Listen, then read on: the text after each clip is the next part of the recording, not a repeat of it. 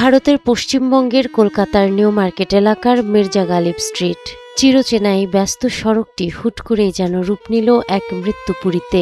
মঙ্গলবার গভীর রাতে একটি আবাসিক হোটেলে লাগা ভয়াবহ অগ্নিকাণ্ডে নিভে গেছে শিশুসহ ৯টি তাজা প্রাণ, যাদের মধ্যে ৫ জনই বাংলাদেশের নাগরিক।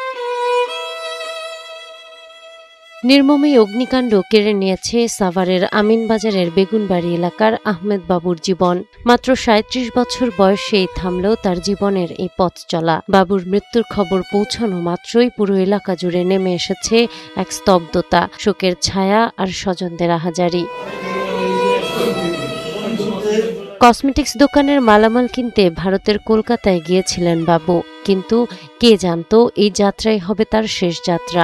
ঘরে রেখে গেছেন ৮ বছরের একটি অবুঝ কন্যা আর ৫ বছরের এক নিষ্পাপ পুত্র সন্তান ও স্ত্রী। বাবার ফেরার অপেক্ষায় থাকা এই শিশুদের সান্ত্বনা দেওয়ার ভাষা যেন হারিয়ে ফেলেছেন সবাই। সোমবার দিনকে গেছে, কাকে আমি আয় পুরুম মাগো আমার লেগে চিন্তা করো না, 2 দিন 3 দিন থাকে আয় পরে।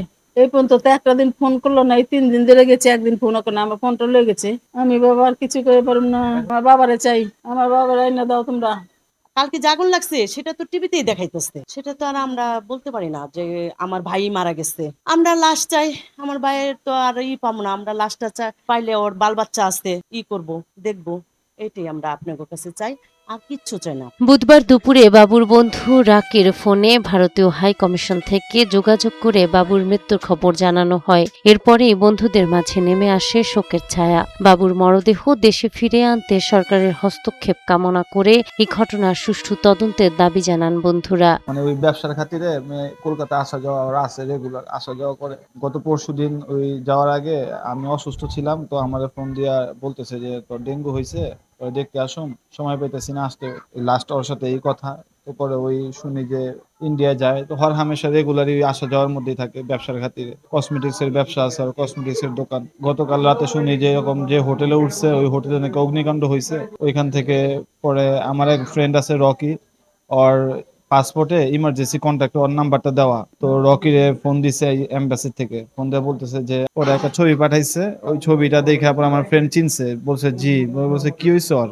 ওই তো গতকাল রাতে কলকাতায় অগ্নিকাণ্ডে মারা গেছে, তো আসার পরে বোঝা যাবে যে আসলে কিভাবে কি হয়েছে। 3 তলার সেই শিখাহীন হোটেলের আগুনে বাবুর সব স্বপ্নই আজ ছাই হয়ে গেছে।